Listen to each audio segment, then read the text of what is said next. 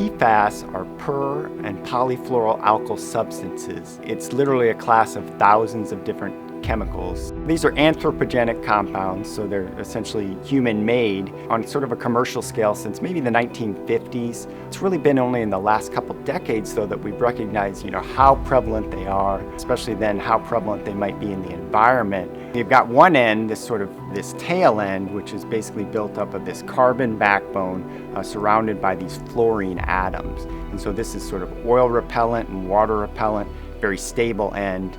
And then at the other side, you've got a head group, which can be a combination of various different elements. And it's got completely different characteristics. It might be hydrophilic, liking water. And the combination is a molecule that's sort of got surfactant properties. It's surface active. And that lends itself to use in a variety of different compounds.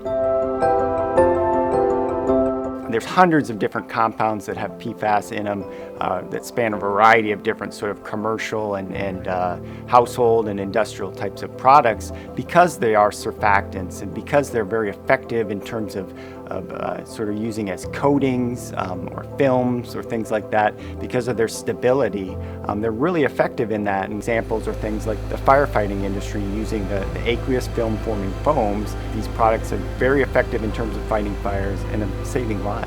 These are really stable compounds, and so you can imagine that once they're released in the environment, if they're stable, that means they're going to be persistent, and that can lend themselves to then sticking around for a long time, but also then potentially migrating for potentially long distances as well.